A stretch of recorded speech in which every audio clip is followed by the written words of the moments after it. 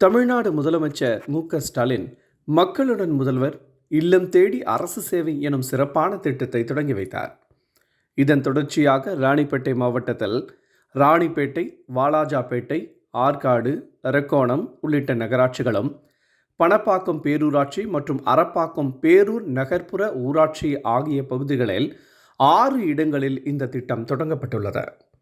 இதனை தமிழக கைத்தறி மற்றும் துணிநூல் துறை அமைச்சர் ஆர். காந்தி ராணிப்பேட்டை நகராட்சி பழைய மாவட்ட ஆட்சித்தலைவர் அலுவலக வளாகம், வாலாஜாபேட்டை ஹம்சா துரைராஜ் மஹால், ஆற்காடு நகராட்சி இந்திராணி ஜானகிராமன் திருமண மண்டபம், அரப்பாக்கம் பெரிய நகர்ப்புற பஞ்சாயத்து ஏகேஜி மஹால் ஆகிய இடங்களில் நடைபெற்ற மக்களுடன் முதல்வர் என்ற திட்டத்தை தொடங்கி வைத்து பார்வையிட்டார்.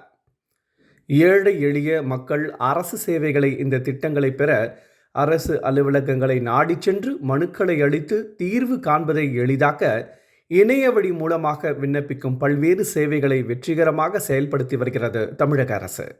இருந்த போதிலும் விளிம்பின் நிலை மக்கள் விழிப்புணர்வு இல்லாத மக்கள் சேவைகளுக்கான இணைக்கப்பட வேண்டிய சான்றாவணங்கள் குறித்து போதிய விழிப்புணர்வு இல்லாத நிலையில் அரசு சேவைகளை எளிதாக்கி அவர்களின் இருப்பிடத்திற்கு கொண்டு சென்று குறிப்பிட்ட தீர்வு காண மக்களின் முதல்வர் திட்டம் தொடங்கப்பட்டுள்ளது.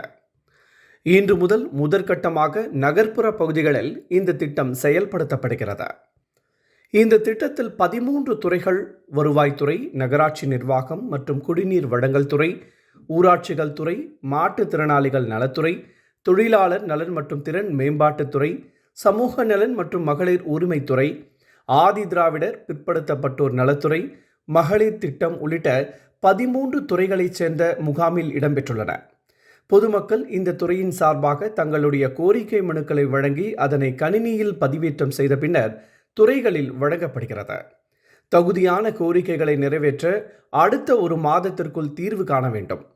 அந்த வகையில் பெறப்படும் அனைத்து மனுக்களும் முறையாக பதிவு செய்யப்பட்டு மனுக்களின் நிலவரம் உறுதி செய்யப்படுகிறது. இதேபோன்று அனைத்து நகராட்சியும் பேரூராட்சிகளில் உள்ள அனைத்து வார்டு பகுதிகளிலும் குறிப்பிட்ட நாட்களில் இந்த முகாம்கள் நடத்த அரசு உத்தேசித்துள்ளது. இந்த முகாமினை தமிழக கைத்தறி மற்றும் துணிநூல் துறை அமைச்சர் பார்வையிட்டு பொதுமக்களின் கோரிக்கை மனுக்கள் குறித்து கேட்டறிந்தார். தகுதியான கோரிக்கை மனுக்கள் உடனடியாக தீர்வு காண வேண்டும் என துறை சார்ந்த அலுவலர்களை அமைச்சர் ஆர். காந்தி கேட்டுக்கொண்டார். ராணிப்பேட்டை நகராட்சியில் நடைபெற்ற முகாமில் கோரிக்கை மனு அளித்த பயனாளிக்கு உடனடியாக விசாரணை செய்து முகாமில் பயனாளிக்கு ஜாதி சான்றிதழ்களை வழங்கினார் அமைச்சர். இந்த நிகழ்ச்சியில் ஆற்காடு சட்டமன்ற உறுப்பினர் ஜே.எல். ஈஸ்வரப்பன், மாவட்ட வருவாய் அலுவலர் சுரேஷ் மற்றும் உள்ளாட்சி பிரதிநிதிகள், அரசு அலுவலர்கள் உள்ளிட்ட பலர் கலந்து கொண்டனர்.